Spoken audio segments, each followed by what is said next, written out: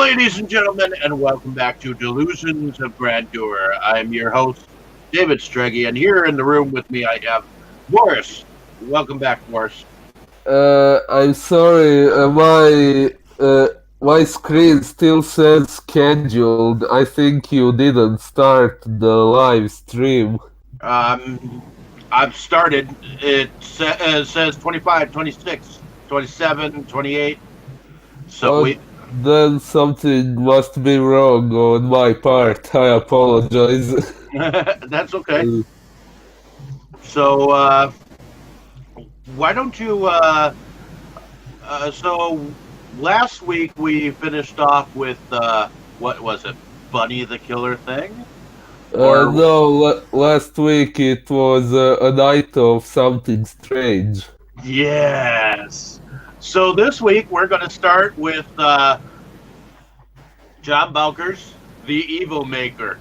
Oh, yeah, That was yeah. that was filmed in 2000. So why don't you tell me a little bit about your first experience with this film? Because I know that this is not your first experience. Yeah, this is not my first experience. So, The Evil Maker is one of the first independent horror movies I ever watched. Actually, it was the second one I watched right after John Bowker's The Seekers. So, I originally got interested in the Evil Maker because of the actress Felicia Pandolfi, who really won my heart in The Seekers, as you probably know by now. And yeah, this movie contains the longest role she ever played, and I noticed. yeah. So, yeah, you were right. I have seen this movie quite several times. The first time I saw it, I remember I was a little confused, but I still enjoyed it a lot. Well, it's a John Bowker movie, so it's not unusual for it to leave some questions unanswered. Although in this case, there is a sequel that answers some of the questions left by the first movie. Okay. Well, my experience with this film has been more of a collector and hearing about it from Joe Sherlock himself, because I have before not right before, but I have before interviewed Mr. Sherlock, Oh, and yeah. he told me about his experiences with the Evil Maker, and I guess some of my experience has been more with collecting the different editions that there are of the Evil Maker. So Oh, I know I've collected the Evil Maker alone. I know it's on a double feature. I do not have that older copy, though. I have those two. uh, you mean you don't have the VHS? Well, Well, I believe that there was a DVD made with that cover on it too. it So, was. Wow, well, I don't have the DVD. I have these two DVDs, but not one with this cover. This but VHS. if you look on the back of that Evil Maker double feature, it says Tempe Video, correct? Yes. Well, yeah, yeah. Uh, Okay, that distribution it was put out by J.R. Bookwalter, yeah, yeah. and I also interviewed him. So, Oh, wow. um, I just wanted to mention those two before I before we went further. So this is actually my first time actually watching the film. Oh, so what did you think about it? I actually thought this was actually so far of watching John Bowker movies. I thought actually this was his best film so far. Um, Uh, I I do think that I like Dreamwalkers. uh, I have a personal, I guess, I guess I have a personal like for Dreamwalkers, same here. but I actually think this is his best made one so far. Well, actually, I have to agree. I am personally maybe a bit biased towards The Seekers because it was the first one I watched, and it has one of my favorite fictional villains of all time, and my favorite Felicia Pandolfi character, but yeah, in terms of the plot, The Evilmaker is definitely his best movie, John Bowker's best movie, in my opinion. Well, the reason why I think it was his best is there were no fuck ups. Okay, maybe there were a few slow moments where it seemed like he stayed too long on a tub scene. But I I have to forgive that because Stephanie Beaton, I think that's her name. Um, Yes, yes. I actually like her body, so Who uh, doesn't? um, even though I have a fiance, bless her soul, I still enjoy seeing the flesh of females. So Oh well. there's nothing wrong with having a sex appeal, and I believe Stephanie Beaton has that. uh, yeah, well, Stephanie Beaton definitely does make this movie unique. Yes, it does. So before we dive into this movie a little bit more evilly, um, let's uh, let's go to IMDb's synopsis of this film, where Serena returns home after escaping an abusive relationship to spend time with three of her friends from high school. A weekend at the beach seems like an ideal way to relax and relive the old days with her friends until their car breaks down near an abandoned house. What starts out as a creepy night turns into 3 days of hell as they experience terror around every corner and they fight to survive the Evil Maker. Oh yeah. Uh, So it look it says an abusive relationship, but it doesn't really exactly explain that in the movie, does it? uh, Entirely. well, you're right. What we see in the movie is, well, a relationship going really badly wrong, although abusive maybe is not quite the right term to describe it. I would say she walked in on him cheating on her. Yes, I, yeah, yeah, that's correct. So she entered her bedroom. Oh yeah, before I say more, spoiler alert. Uh, well, it's usually you who says this, but yeah, we are going to spoil this movie a lot.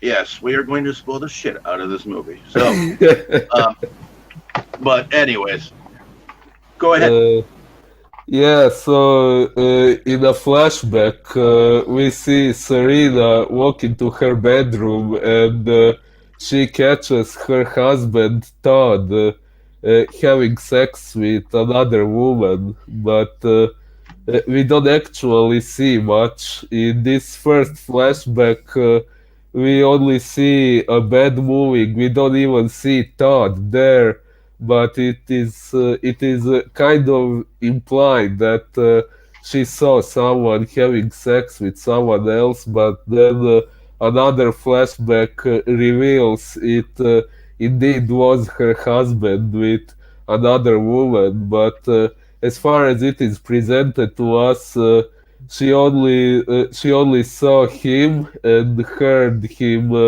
moan while having sex, but she did not see the woman he was having sex with, and the identity of the woman plays a huge part in the story later on. And from what I understand through the flashbacks, we see her supposedly in her mind kill her husband. But let's roll the tape backwards a little bit.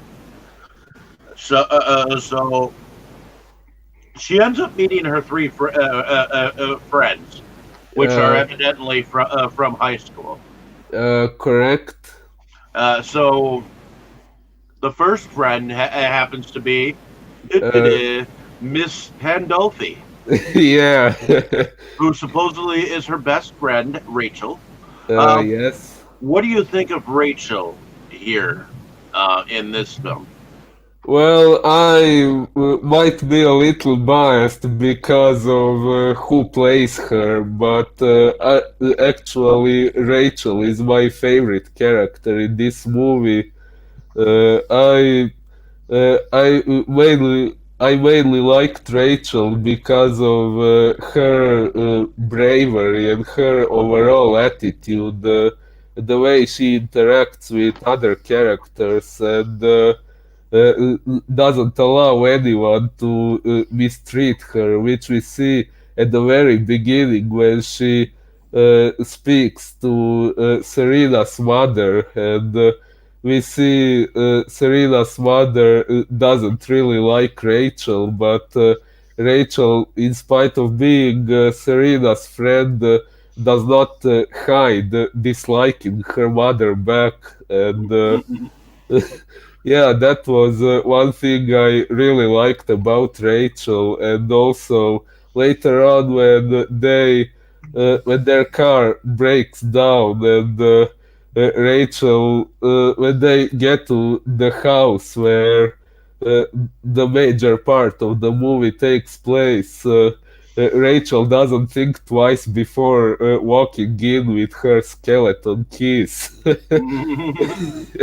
Yeah, that really makes her quite cool character, in my opinion. Maybe the best one in terms of character development.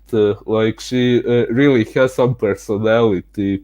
I know that she is your favorite, and you might be a little biased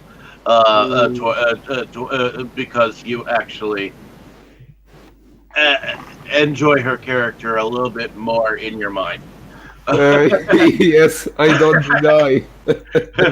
But I actually like the other character, Stephanie Beaton's character, myself. I don't know why.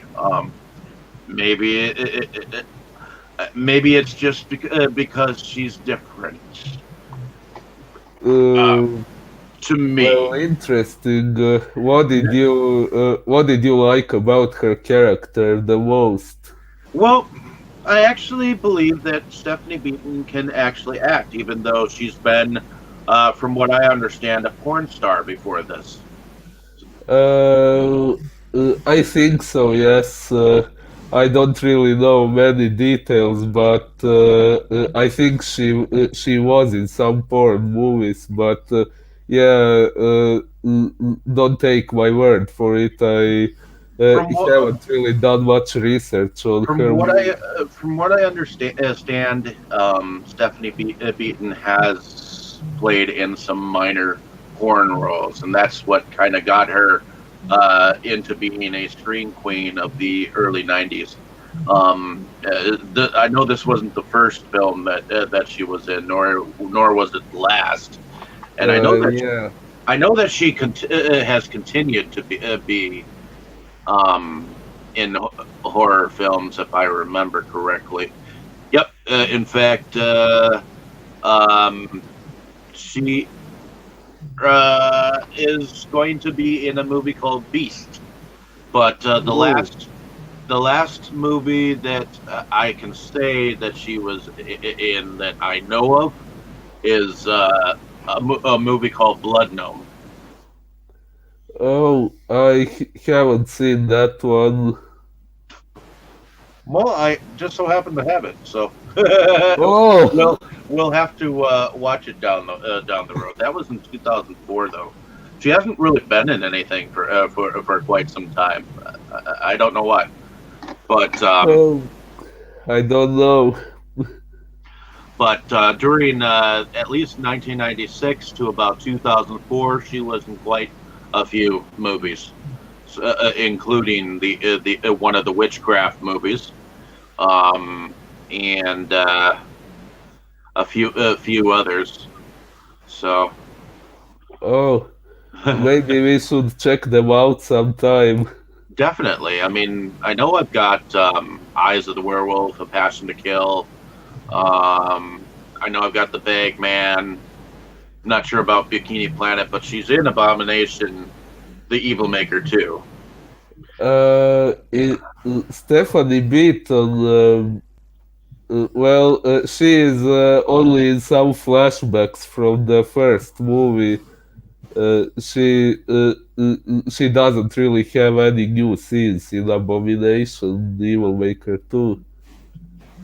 Okay, so and actually Stephanie Beaton, she was in a movie that I actually liked with it was a small character role, but she played in a movie called Twilight with Paul Newman and Susan Sarandon and Gene Hackman.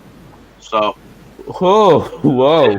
it was a very small role, but um, evidently she was in it. So, Well, that's something. but Wow. in any case, going back to the movie. So, apparently, what exactly is the Evil Maker in as a character in your mind? Uh, Devil Maker. Well, I actually have a bit more knowledge on the Devil Maker character than uh, people who haven't seen the sequel. So, am I allowed to say what I know from the sequel, or? You're more than welcome to say it because I think that next week we will do Abomination, the Evil Maker too. Oh, very cool. Might as well follow it up with it. Yeah, so one very important aspect of the Evil Maker as a character is that throughout the first movie we don't really know what it is and what it wants. We get the impression as the Evil Maker's voice haunts Serena, and at the same time she is having flashbacks of how her marriage with Todd ended. It implies that the Evil Maker might be a ghost of her husband and that she might have killed him, which then we get a flashback that apparently confirms that she killed him and that he is back to kill her, but at the same time it is confusing because we still wonder why he would be in this particular abandoned house, which had nothing to do with Serena or with Todd whatsoever. And, but in the end, it turns out, which is better explained in the sequel, that the Evil Maker is actually not Serena's husband. It is an incarnation of evil itself. It took the form of Serena's husband in order to play with her mind and to hurt her. There is no particular reason why the evil maker is inside that house. It's not like the evil maker is in the house, but the house is where the evil maker is. Well, I know that. I like that it wasn't just taking place inside the house. There evidently was a sewer system that or a sewer drain that seemed to be like quite huge. Uh, Stephanie Beaton's character seemed to run through, and I also like the fact that they used what is it, strobe lights, uh, um, quite a bit. I'm sorry, The they use what? strobe lights, Oh, yeah, yeah. the flashing lights and shadows, the use of shadows to admit that the evil maker was in fact evil. Yeah. So yeah, you were right. It's not only the house, but like the entire area around the house is haunted. Even the place where Rachel's car broke down, it broke down because of the evil maker's influence, which which which makes me feel like why is the entity of her husband haunting this whole area? Because normally when you think of an entity or a ghost, don't you think it would haunt the place where it happened uh, instead of following the person where they went? well, exactly. That's what keeps the audience wondering what the deal with the ghost character is, and in the end, well, maybe not in this movie, but in the next one, we find out that it's because the Evil Maker never really was Serena's husband, which is also kind of implied in this movie because. Tyler's ghost reveals that the flashback of Serena killing Todd with an axe was a fake memory instilled in Serena's head by the Evil Maker, so it never happened. What really happened was after the final verbal encounter between Serena and Todd. Todd just left the house and he got himself killed in a car accident, which, given all the circumstances, makes us wonder regarding the fact that the Evil Maker took Todd's form. Maybe Todd also died somewhere nearby. Maybe his death was also caused by the Evil Maker. Well, it's implied that the evil maker is in fact the devil through the tarot cards. Oh, Um, that your character or that you like, Felicia Pandolfi as yes, Rachel, when she turned over the fourth card, I believe, um, it yes. just so happened to be the devil card. So, Exactly, this one. but also because of the fake memories um, placed in Serena's mind, that makes the evil maker kind of a trickster, in a sense. Uh, yeah, yeah. So, uh, yeah, like I said, the Evil Maker just made Serena think that she killed her husband, and when she got that false memory in her mind, she even found herself saying that Todd deserved to die because he cheated on her and hurt her. Hmm. So at that moment, she doesn't even realize that she never really did it, and she also thinks that she did nothing wrong by killing him. Now, the fourth girl in here, her name was Tyler. Um, Yes. what do you think happened to her? Well, she apparently got killed by the Evil Maker. Well, the Evil Maker can kill people in really strange and mysterious ways. Hmm. So Tyler, at first she saw a hallucination in the mirror. She saw a skull or something like that, and then as far as I remember, she fell down, and we didn't quite see what happened to her, but blood appeared on her face. So maybe she got wounded at somewhere on her body, and blood sprinkled all over her face, and then something dragged her into the wall. Hmm. Okay. And there was a trail of blood left, which, well, later it was confirmed that she somehow really was dragged into the wall. Well, and because Serena is having nightmares, when she when she wakes up and realizes that everyone is kind of gone except for Cindy. Yes. Um, what did you think of that dream? The consistency of the dream world that she was dreaming, and the time that she was waking up. Huh.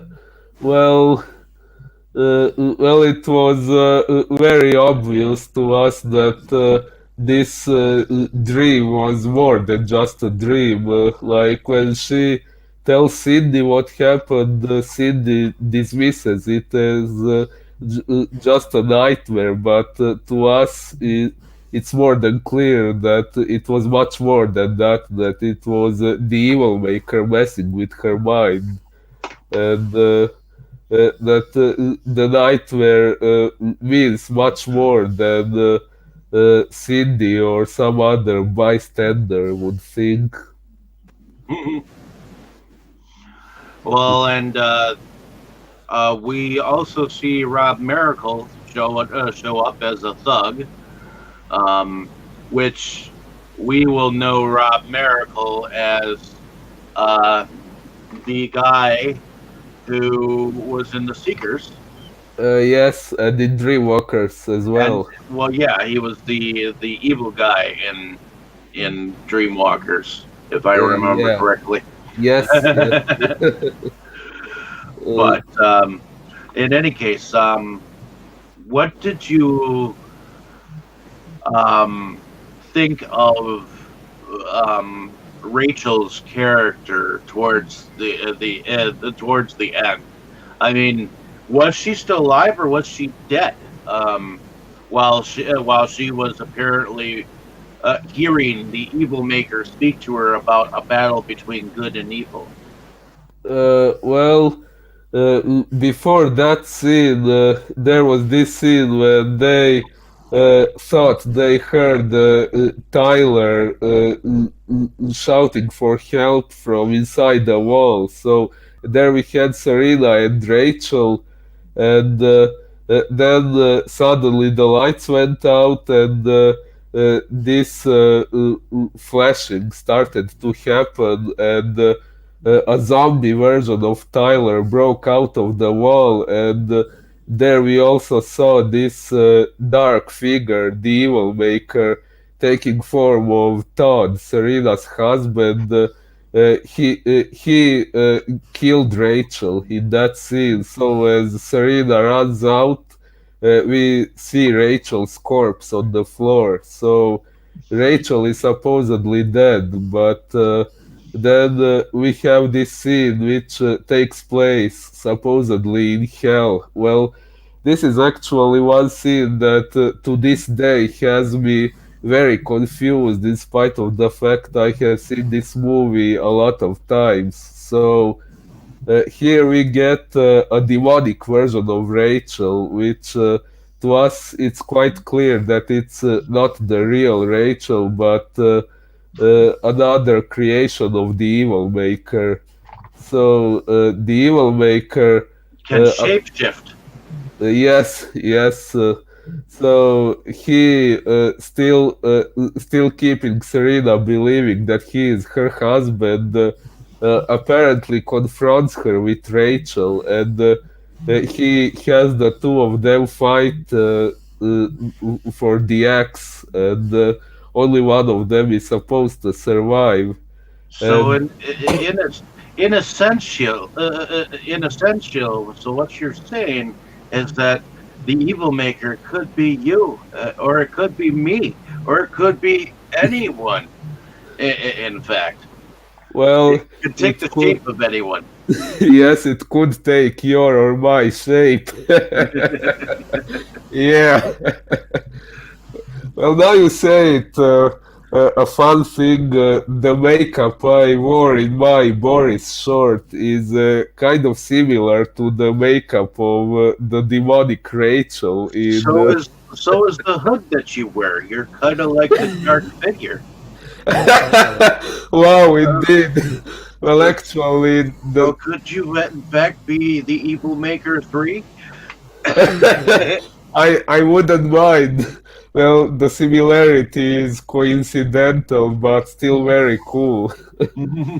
Well, one thing I wanted to say about this scene, something that, like I said, has me confused to this day. So, during this fight, this demonic Rachel falls on the axe and apparently dies. And Serena, who doesn't realize that this is not the real Rachel, she tells her, "Damn you for sleeping with my husband, you fucking bitch," and she spits on her body. And to this day, I never managed to understand what was it that made Serena think it was Rachel who slept with Todd. Like, yeah, Rachel apparently tried to attack her, but how does it prove that Rachel was the one who slept with Todd? Well, in the end, we find out it wasn't Rachel, but in this scene it is implied that it is Rachel, but I don't understand what made Serena think it was her. Well, it seems like it's implied that um, she was tricked into believing that it was her. Like almost, in fact, like Todd's spirit had unfinished business, and he wasn't sure how he was killed. Yeah, like we know from the flashbacks that Serena saw him cheat on her. Well, they could have had a bad relationship, and Todd um, could still be haunting her for the exact reason why he doesn't realize that he's dead. But what does Rachel have to do with that? Well, Rachel just happened to be in the wrong place at the wrong time, and she was in the way of the evil maker trying to create a battle between good and evil just because he could, or Uh, it could, the entity. well, yeah, that's true, but I mean, what got me confused was, yeah, uh, in this scene we had demonic Rachel attack Serena, and Serena thought it was the real Rachel who attacked her, but only because Rachel attacked her, how does it prove that Rachel was also the one who slept with her husband? That was what I didn't understand. Well, she wasn't sure who slept with her husband, but it ended up, from what I understand, it wasn't Rachel who slept with her husband. It was Yeah, it was implied that Cindy. well, yes, in the end it was revealed that it wasn't Rachel but Cindy. But during this battle with the demonic Rachel, I some believe it was to deceive her into thinking that it could have been any one of her friends. hmm, Well, yeah, but I mean, what made Serena think that it was Rachel? Because quite possibly, the closer you are with friends, the old concept, the best friend slept with the lover. Oh, You get what I'm saying? Uh, um, yeah, um, uh, Sometimes besties, best friends, uh, like their significant other's boyfriend. Sometimes, not all the time. Sometimes. yeah. Well, a funny thing, I actually watched an interview with John Bowker, where he spoke about the Evilmaker. And while he was writing the movie, he originally did intend for Rachel to be the one who slept with Todd, but in the end he figured out, hey, it could be Cindy instead. But throughout the movie, we actually do get some hints that it might be Rachel, like in the beginning when Serena and Rachel are talking in Serena's bedroom, and Rachel says, "I told you he was an asshole." So yeah, it kind of makes us think that Rachel might have some dark secret, and to she make might have she might have even known who it was who slept with her husband. You never know because you know how how Rachel had that obsession with the tarot cards and oh, whew. and all that jazz. She might have already known. Hmm. Well, maybe. And there was that scene when they all got drunk, and if I understood correctly, when Rachel was alone with Cindy when they were drunk, she told her, "I don't like you," or something like that. Yeah, it and it is curious. yeah. Well, one thing, while I was watching The Evilmaker for the first time, I actually also thought that Rachel was going to have some dark secret because of this kind of spoilerish picture on the back cover where we see Rachel strangling Serena to death.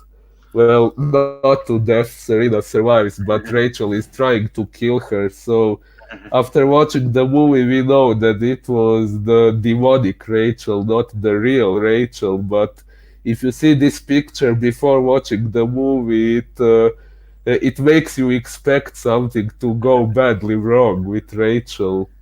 Well, I wasn't going to axe, but the that axe that Serena in her vision of or fake vision of killing her husband. What did you think of that axe? Well, it was a very cool prop, and I actually know it was made by someone of the cast and crew. I'm not sure who it was. Maybe it was Joe Sherlock. I'm not sure, but I know it wasn't a real axe. It was made of rubber, and I actually find it quite impressive because it looks very realistic on screen. Like before, I was told that it was a fake axe. I could have never imagined it. It's a very well made prop, and they used it in many other movies, like in Blood Creek Woodsman, one of their newer movies, and maybe we are still going to see it in some of their newer projects. Well, Rob Miracle, he was also behind the special makeup effects and the visual effects of this film. Oh, Um, yeah. so breakaway prop construction with foam latex.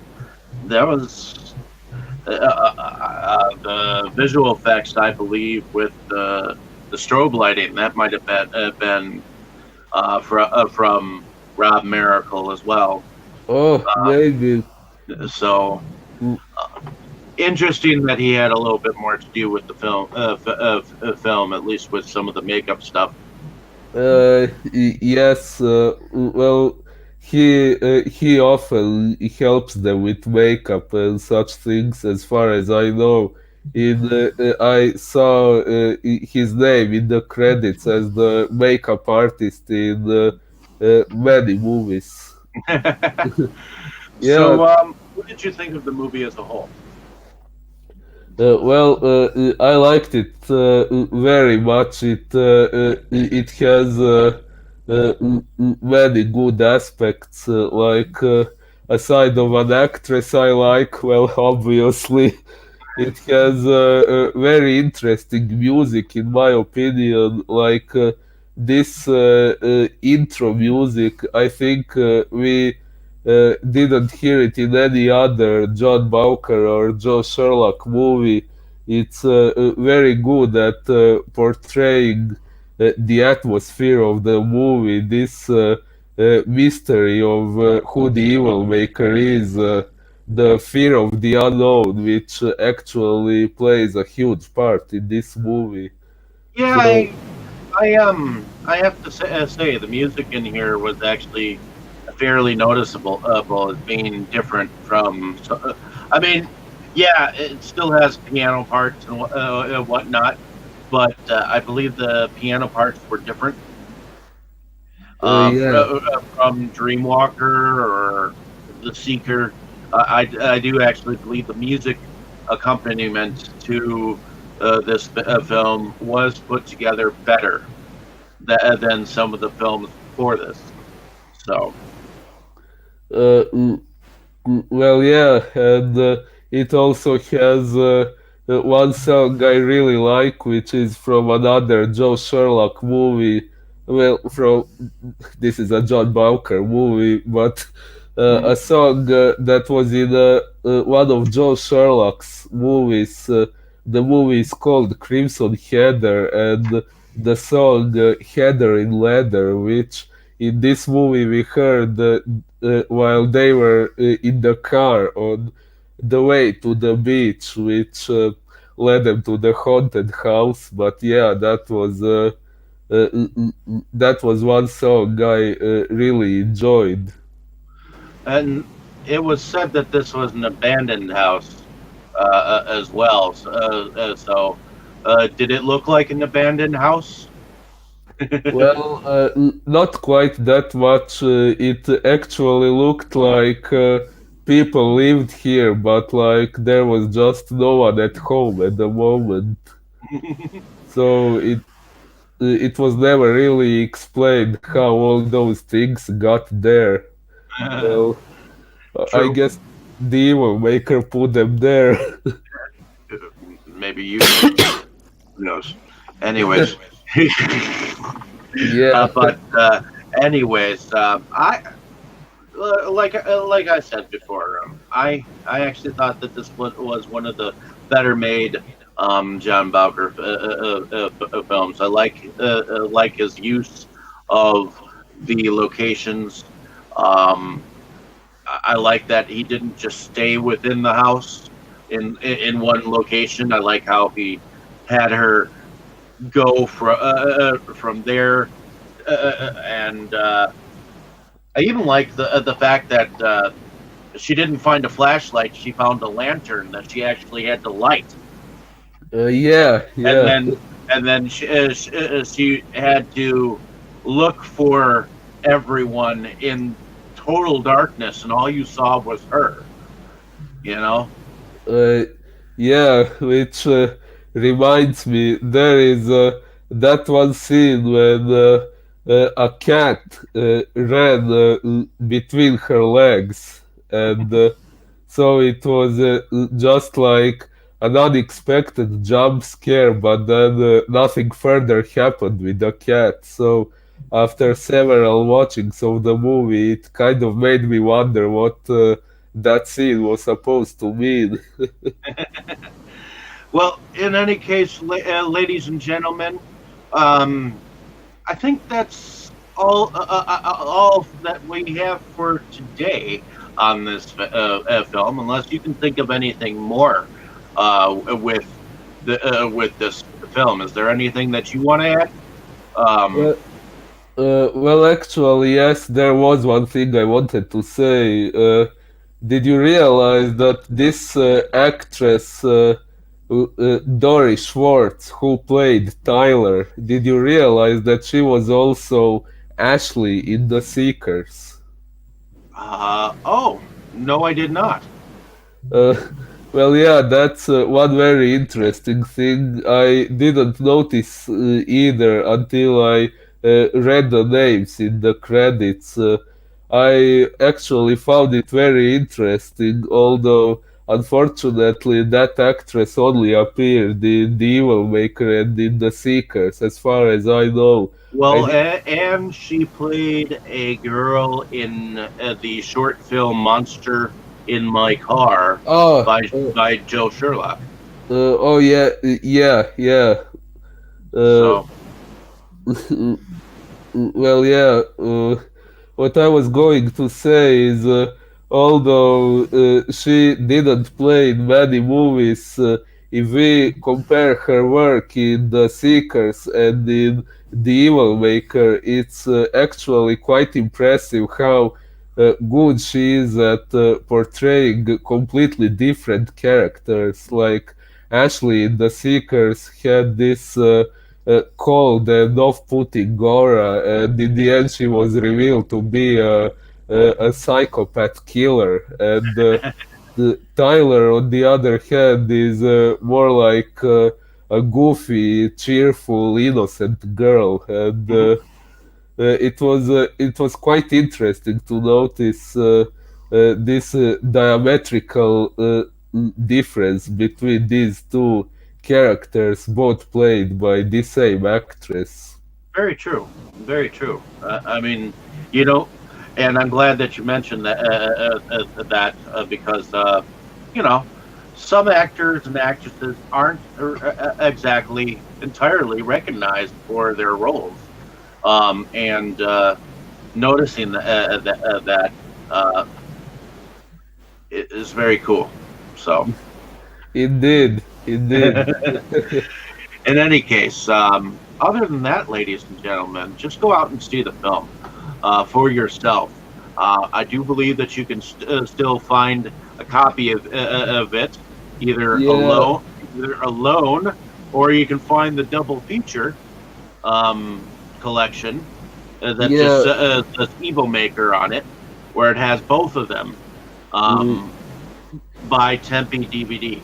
Yeah, I actually recommend this one, the double feature, because the video quality is better in this one than in this one, and this one also doesn't have many extras, and here we get some bloopers and behind the scenes and so on. So yeah, I recommend this DVD.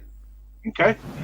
Well, thank you for sharing with us what your copies look like, Uh, so that the audience can go out and find a copy of it themselves, and let us know down in the comments um, if you have seen this movie and whether you've enjoyed it yourselves. So, thank you for listening, and have a good Thank you. afternoon, ladies and gentlemen. And Boris, thank you for coming back and um, sharing with me your knowledge and your thoughts on this film. You're And welcome. Thank you for having me, like always. definitely. I mean, to me, each of us has our own way of explaining how a movie um, is to us, and it could be something entirely interpreted differently. So To me, I enjoy talking films now because then either you learn something or you hear what other people think about a film, and it's not just your thoughts. So In- Indeed, I always enjoy having these discussions with you because, yeah, I actually don't have many people I can discuss these movies with, so thank you. definitely, man. Well, in any case, say goodnight to everyone, and hopefully they enjoy the our ramblings on this discussion. So, Yeah, uh, thank you for listening, everyone. alrighty, enjoy, ladies and gentlemen, and enjoy your evening, afternoon, or morning wherever you are. Thanks for the traffic ahead of time. Thank you.